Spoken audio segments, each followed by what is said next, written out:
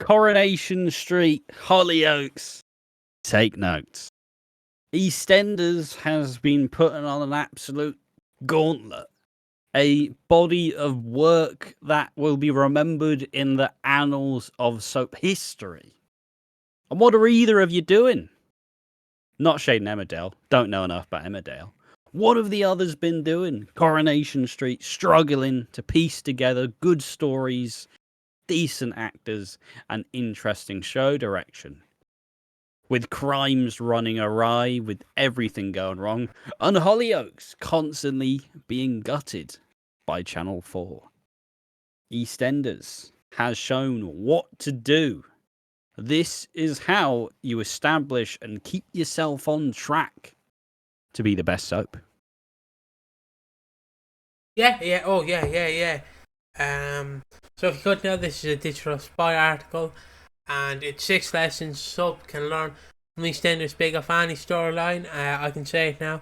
If you don't know, Afani was strip searched because they suspected she had drugs on her, and maybe because she is not, well, according to the police, not from... Bit of racial profiling. Yeah, I'd agree. That's what I was going to say, but I was probably going to say it much worse. And, yeah, so if you couldn't tell, Ash was clickbaiting. We originally did one where I was trying to clickbait, but it didn't work because I just... I kind of just... He asked me for notes. He asked me, all right, what do you think this intro should be? And I basically did my whole spiel. He just went, and this is what the video is. Bye-bye. I know. You have to tell him to come here. I love you, Coronation Street and Hollyoaks. Love both of you shows.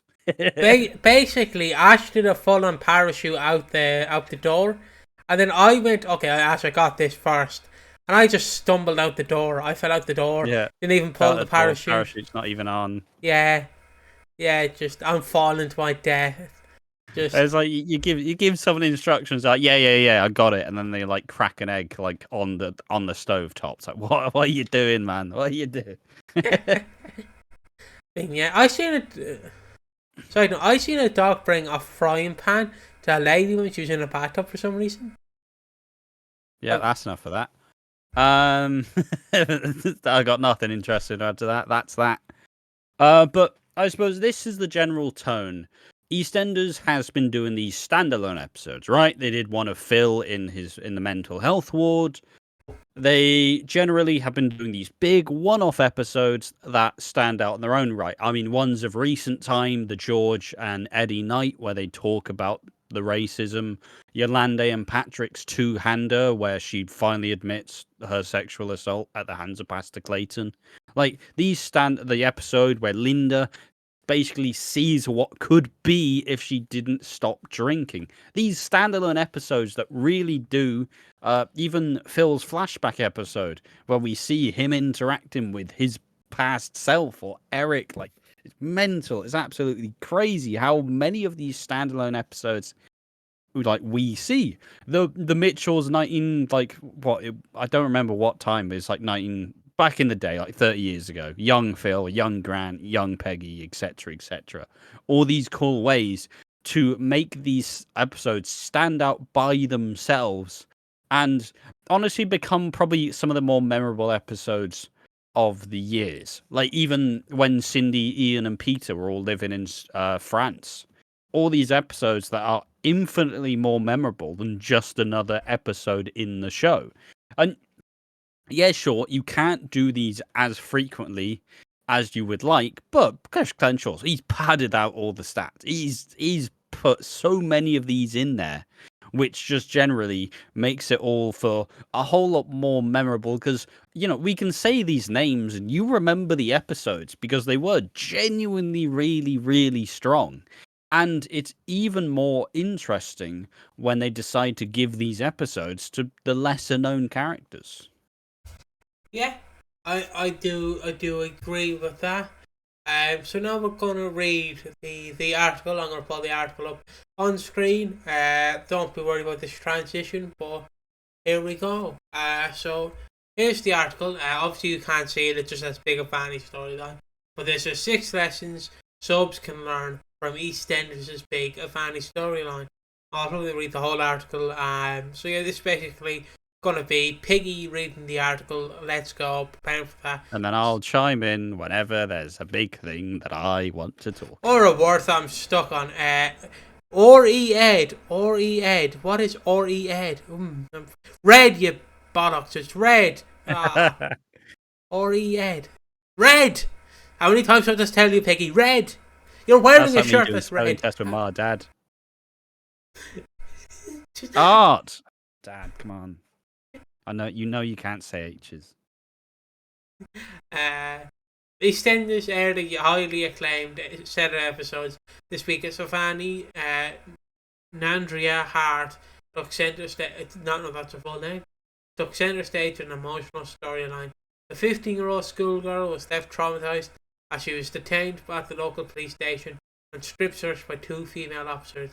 Amid wrongful suspicions that she was carrying drugs, Avani's big scenes played out in a special storyline episode on Tuesday, the 25th of March, while the aftermath was sensitively exploded across the rest of the week. What fans... Explode. Exploded also works. Yeah. To be fair. It's explored. Oh, sorry. Yeah. I was like, why is he telling me that it's explored? And then I realized, all right. Now I understand.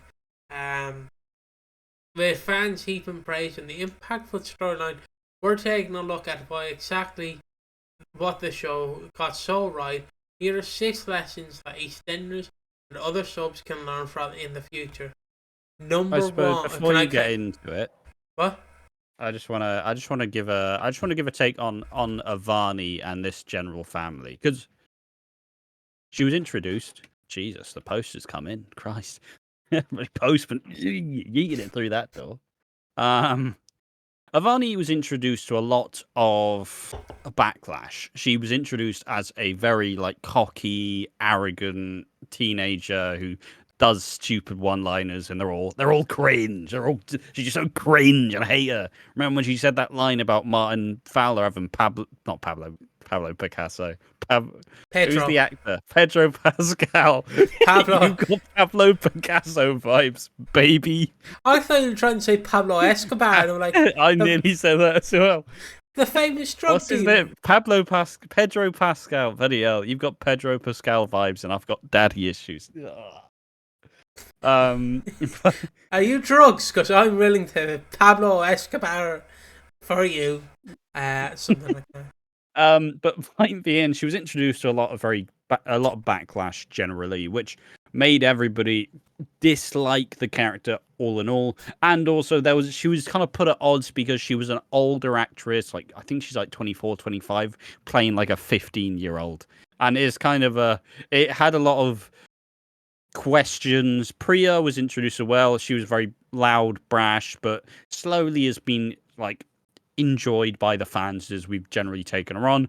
But people didn't really like Avani that much because it's just another in a long line of people who aren't teenagers anymore thinking that all teenagers are stupid and dumb and you hate them.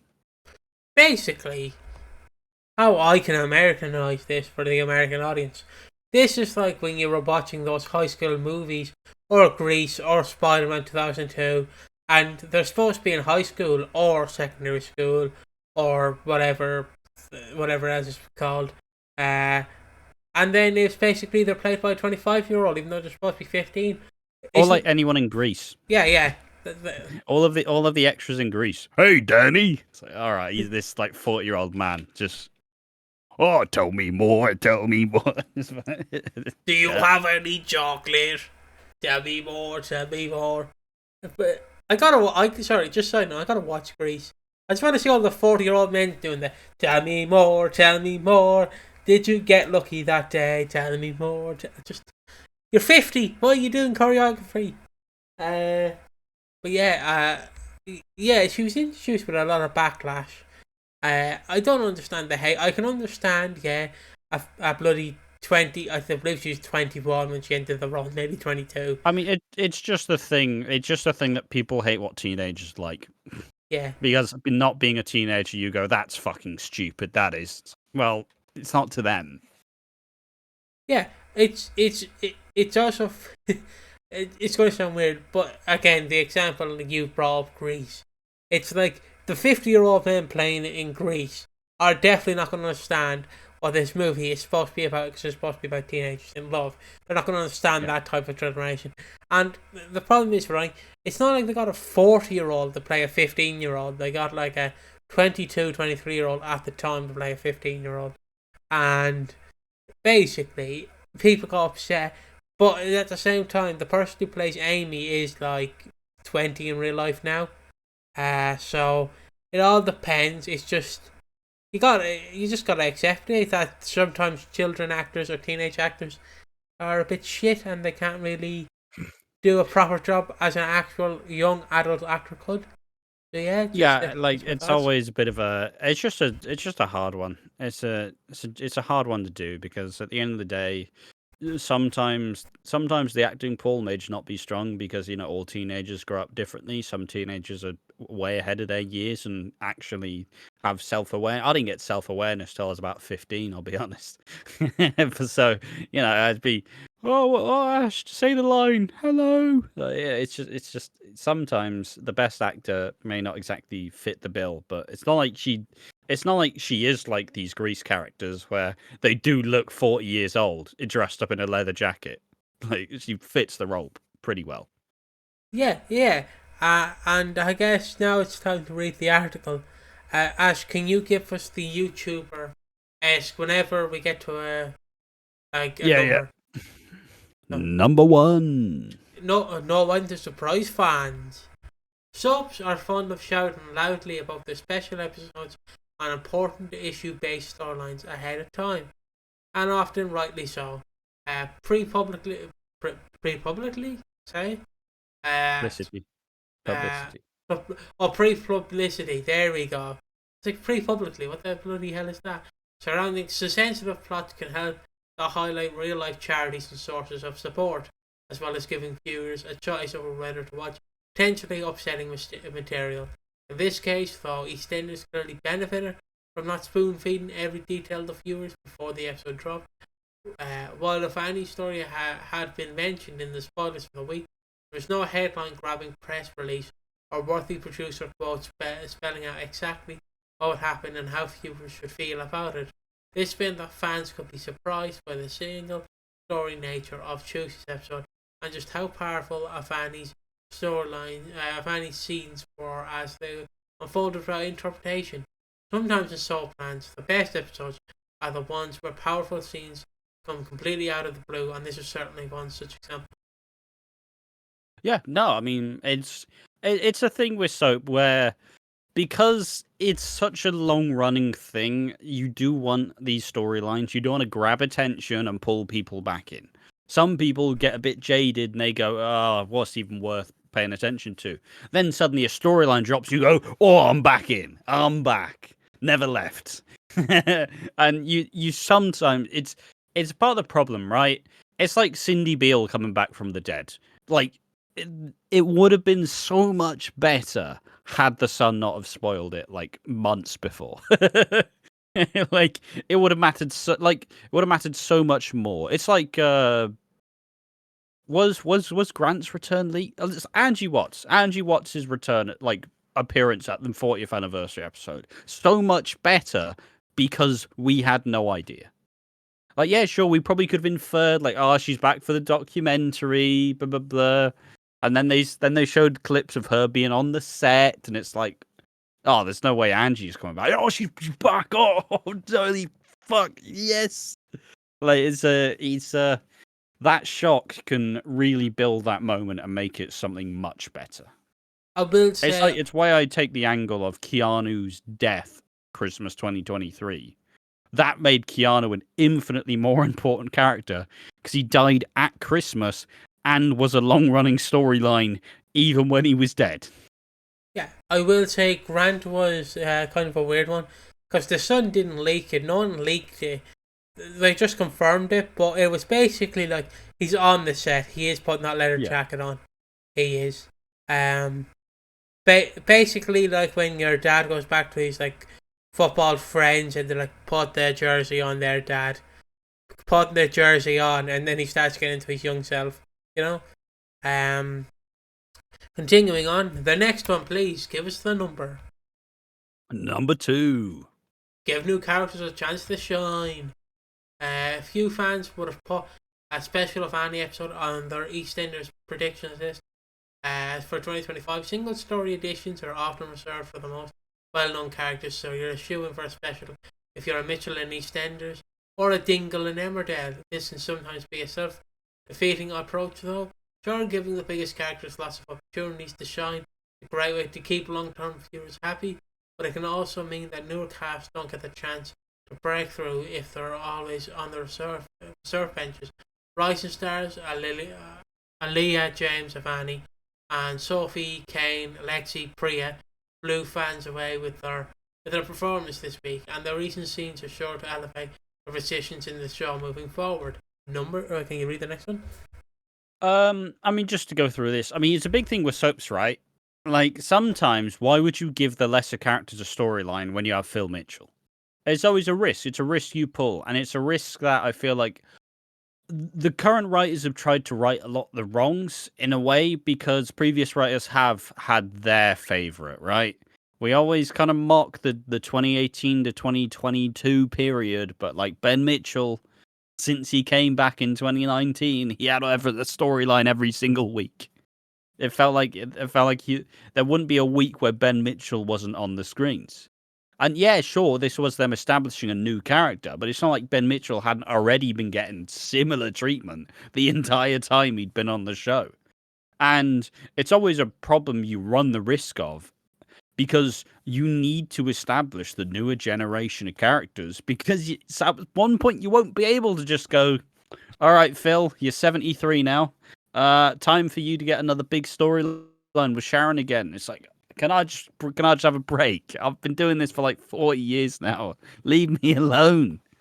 You have to establish a newer generation of stars who can carry these storylines. Not every character can be a leading like lady or a leading man. They can't all carry the biggest storylines, but you need to at least lay some of the groundwork.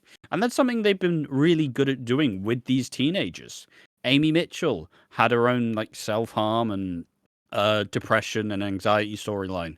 Nugget had his steroid storyline into his now needing like dialysis and having to deal with his granddad dying. Denzel, steroid addiction, establishing as a character as well. Lily, teenage pregnancy, maybe not the most fleshed out one. That's the one the Reddit loves to complain about. But still, these teenage characters have been Tommy, his abusive cat. Like, these teenage characters have been set up to actually ascend and become more than just these generic teenagers who just fart around and say Fortnite. They have been trying to do something much bigger, and hopefully, if the characters do stay and the actors do continue to be on EastEnders, they may actually make the successful jump to being an adult character and actually continuing to get adult storylines. Yeah. And if you just fall back on, we need a big storyline, well, Sharon, get out. It's like Whitney. Whitney was so hated by the end because every year she got a big storyline that was depressing. And it's like, we don't need a depressing Whitney storyline again. We've just had 13 of these 13 years in a row. And you need to establish these new characters in order to keep the cogs turning, in order to make sure that people are staying invested in the show and not just looking at it like it's a fucking mural of all of the characters they used to love, but the characters who they don't really understand or recognize now. Yeah, I'm doing all the hand movements. Yeah, I do think your point is valid, and I agree with your point. I don't know whether that was a politician answer. I do like your opinion, but here's why you're wrong. Because I'm a politician, so I'm better than you. But the reason why I agree, is because you can't. There's going to come a time. Let's be honest. Time is forever evolving, and we're all going to get old once. Let's be honest, we're never going to stay young. Well, some of us do die before we get old, but most of us, 90% of the time, will get old, and will be able not to do the things we used to be able to do. Like Ash used to be able to do a backflip. Do you think he'd be able to do one when he's 70? No, he won't. He'll probably break a hip. Just you fucking watch me. Mark it down on my calendar, baby. 2070, when I turn 70, I'm going to do a backflip. 70 backflips. But yeah, like, you're not going to rely on Steve McFadden when he's in his late 70s, are you?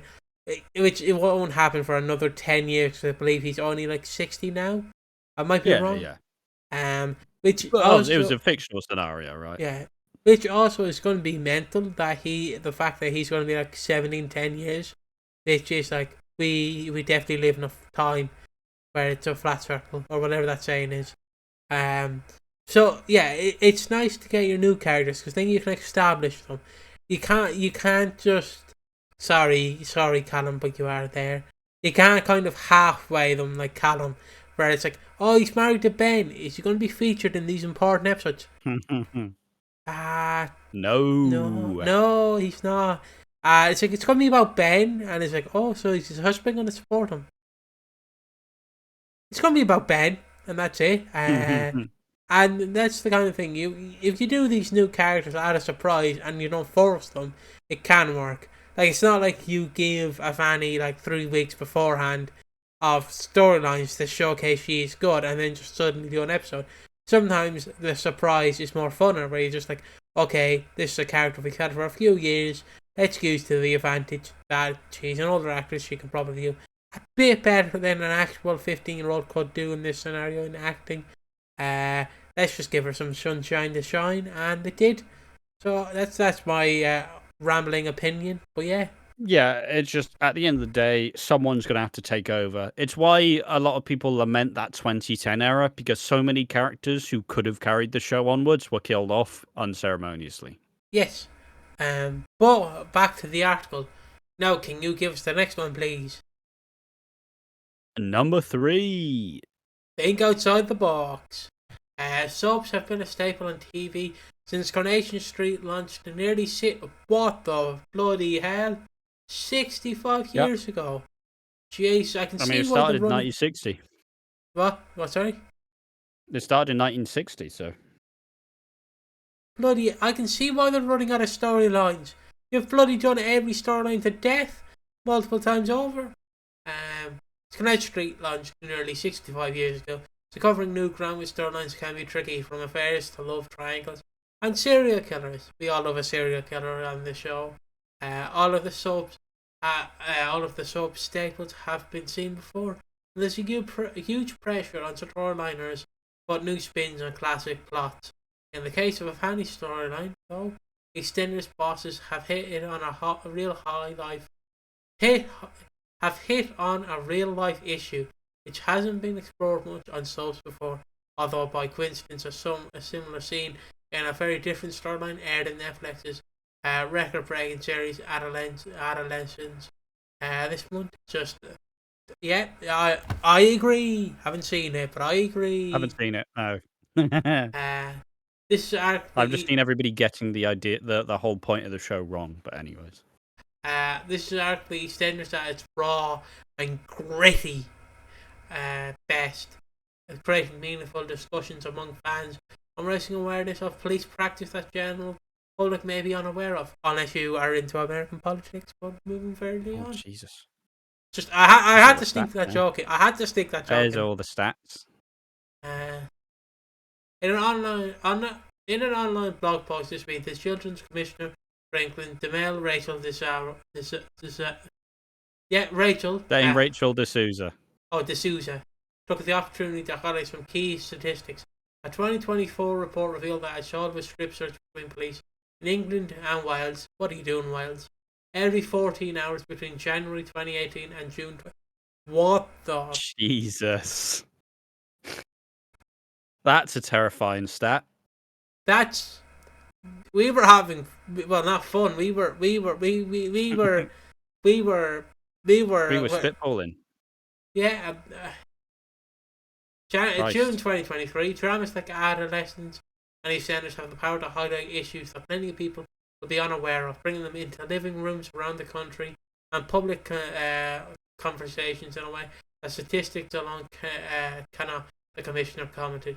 The latest data suggests some signs of improvement, with lower numbers of strip searches overall, especially in London. But the reality is, too many children are being subject to harrowing experiences of being strip searched. Can I make no? I was going to say, I think trans is the issue. Bloody hell! It's bloody these police officers. It's also worth mentioning that there's often high scrutiny from the media over the BBC's output. So this EastEnders plot could have potentially sparked backlash from some quarters for criticism of real-life police procedures. EastEnders, back to pushing the envelope rather than shying away from controversy, was a bold risk from the bosses that paid off. I do agree, controversy does create cash in most instances. I'm not saying do another baby swap storyline. I'm just saying, in some instances, controversy does create cash. And I'm going to give my opinion very quickly, and then I'll let Ash take over and give his opinion as usual. That statistic, like, I was having fun, doing a bit of spitballing, having a bit of fun. That was just horrible. What? Like, why do you need to do it? Like, I understand. I know people in the comments might get the wrong idea, but coming from a perspective of a 21-year-old, like, man, it feels very wrong to be like, I know you're 15, take your cacks off, and it's like, no, I'd rather you not. That's wrong. But hopefully this story does share with people. Don't know why you'd bring it up in a regular conversation unless you're talking about the show. But continuing over to Ash now, while I just swiftly take a drink. Yeah, it's it's one of those things where oftentimes in soap people claim that they want something dramatically different, but when there typically is something different, they don't like it. Yeah. Like, it's like, oh, they keep doing all the baby affair storylines. Why'd they keep doing it? It's like, what about the Walford crush? Oh, that's like GCSE level acting. What about the new Mitchells? Oh, they can't act either. It's terrible. They should just go back to the other characters I like Phil. Oh, what about, to be fair, the one difference thing with the strip search storyline, though, I have seen a lot of people actually receptive to it, and it has sparked a lot of conversations. So sometimes when it hits right, people don't actually just say that it's useless and boring and a waste of time. So this one did work out quite well. The gambit was successful. But yeah, people falling back on their times. We want new things, but we don't actually want new things. Yeah, it's an impossible scenario. It's an impossible scenario indeed. But I guess moving on. You ready? Number 4. Yeah, thank you. Give big moments room to breathe. There's an often quoted cliche that viewers have shorter attention spans these days. Let's just not acknowledge that, because that's an entirely different conversation. Pretty sure we basically did a whole video on that the other day. So yeah. So shows must always be fast moving and not dwell on anything for too long. The success of Ivani's storyline shows that opposite can still be true. True though. EastEnders give the story the screen time it deserved by letting it play out across the whole episode, rather than being interrupted by other stories. EastEnders also made the right choice by showing the search of Ivani in full. Camera angles and sensitive editing ensured a respectful approach, but it was still highly uncomfortable yet necessary watch in order for the story to have its full impact. A slower approach was also taken to Ivani and Priya's scenes back at home later on. Once again, the show didn't cut away to other stories, providing more room for careful character detail and realistic moments, which can sometimes be lost to the cutting room floor. I don't have much to add for this one. Do you? I've got a bit to add on it. It's one thing with soaps where sometimes when they flesh out storylines, sometimes they don't necessarily give it as much time as you would like them to have. This current era has been quite good with giving stuff the right amount of time, because it's quite a hard balancing act, because you are still putting out 27 minutes of episodes a day, 4 days a week. Sometimes some stuff gets cut, sometimes other stuff doesn't really get there. Like, I think that we've seen a clip of Ivani where she's tearing up the underwear she was wearing and throws them on the floor, but I think in the actual release it was cut out. So I don't know how that clip got out there, but I don't remember that clip being in the episode, but it could be wrong. It's like how I give the biggest example of why Anna Knight isn't that interesting a character, because even when they gave her the big spike, I'm using spike in inverted commas, they gave her the big spiking storyline, but she got for like 5 minutes at the end of an episode, and the storyline was pretty much wrapped up by the end of the week. She wasn't delicately given the time to reel from the aftermath and understand what she went through. She just yelled at Bobby, talked to George, and went, "This is fine now." Like, sometimes it doesn't get as much time and as much detail as it should. And that, to me, was an example of it not getting enough time. Like how people complain that Anna is a boring character, I just don't necessarily think she's been given as much exposure as she probably should have been given. But likewise, the opposite of this got so much important time, and you can remember it so vividly because the search is so agonizingly slow. It feels like she's there for 5 minutes and they're just, two just pointing, and just it's gross. It's disgusting. Like, you can feel how awkward and uncomfortable, and it's not like filled with like dialogue back and forth. Avani is kind of like just in disbelief that this is happening. And then even when they build to Avani finally telling Priya starts off really like, "Oh, how are you doing? You all right? Yeah, it's all bad." And then she slowly starts to realize that Avani's not herself, and then it just slowly explodes and spirals into being a really, really important and really, really good conversation. So it's just having good timing is a really hard thing to master, and knowing how long something needs to go to have the maximum impact is a skill that isn't quite talked about as much as it should be. And this week in particular, they really got all the timings down pretty goddamn well. So yeah, it's a hard thing to do. It's a hard thing to get right. EastEnders at this point gets it right more times than they get it wrong. Yeah, it's just on that, like, I feel like it is key to show out, but try everything in a sense, even if it's from the perspective of someone, because it must be humiliating, especially at that age. It just, to put in Piggy terms, to take your cacks off, like basically just take everything off and just being horribly dignified to that, because I would not like to be in that scenario. And I think they did a very good job. Really, like, they really did. Like, they didn't really cut the fill, and I just like, "I've burnt the toast again. Why, hey, I've dementia. I'm a silly cougar." Cougar? Goover. Goover is the right term. Cougar is not the right term for that one. Goover. And so it was nice that they didn't just cut to Nigel and Phil from the episode. You just left it laying there so you can let the scenes brew and let the scenes lie, and just let the story play out. The only thing I really liked from the episode, the episode's fantastic, and I don't want to say like I didn't like any of it, but the one thing that was the nice comedy bit was obviously Eve thinking Suki's in the car alone. She's like, "Hey baby, you know what I'm going to do to you tonight? I've got some handcuffs. You know what I mean? I have a child in the car with me, Eve." "Ah, bollocks. Hello, how are you? Yep, just ignore that. Thank you." Which I enjoyed, because I'd imagine, like, if your grandma and granddad are a bit active, that might slip out in a phone call. So yeah, that was the one thing I enjoyed. That was actually a nice wholesome scene. But everything else is just, it's a bleak. It was a nice way of it was a nice way to kind of offset how bleak the episode was. Yeah.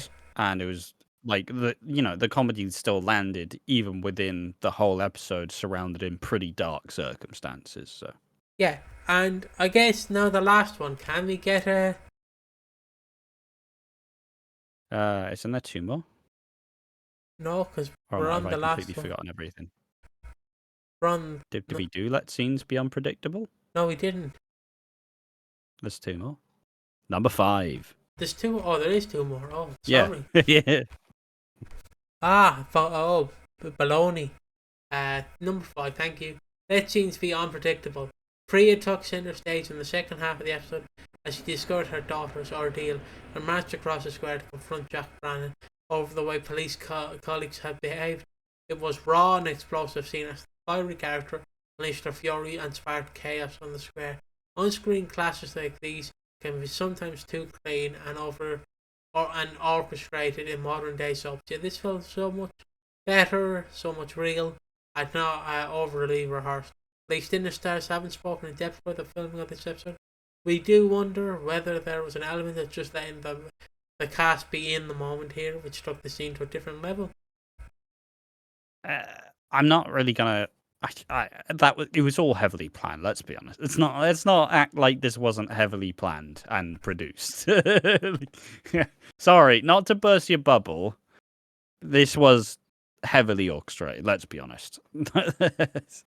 It's it's because it was to show how much that Priya, despite thinking she was helping, she wasn't helping, because all Avani wanted was a hug. Well, not even a hug. She just wanted she wanted her to be there with her in the moment and just let her kind of unwind and let her kind of open up. But instead, Priya going over to Jax, making it still about Priya, but kind of about herself and her disbelief at the situation, and then outing Avani in front of a bunch of people.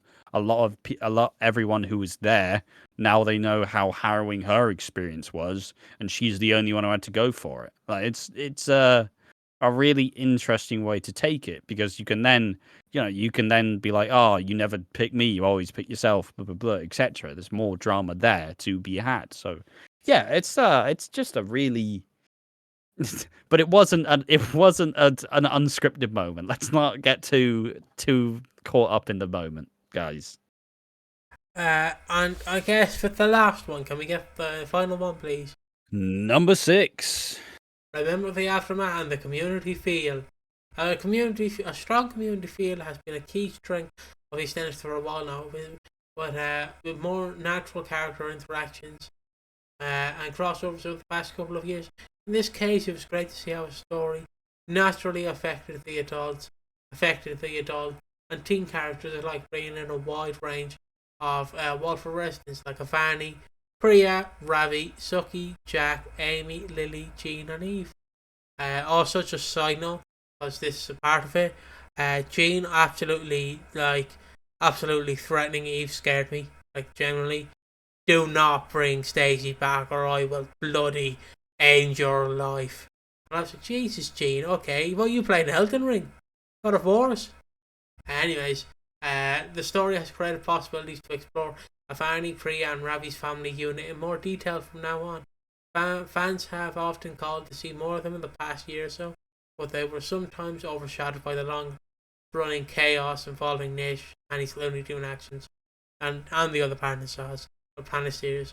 The result of Denise's love triangle, public vote have left the door open for the show to reunite Priya and Ravi in the future. So it'll be interesting to see if the storyliners take this opportunity anytime soon. And that's the end of the article. EastEnders airs Monday to Thursday, 7:30 p.m. On BBC One. The show also streams on BBC iPlayer. Most episodes drop early at 6 a.m. ahead of their TV broadcast. So there you go. I don't know why I always read that. Just to let people know.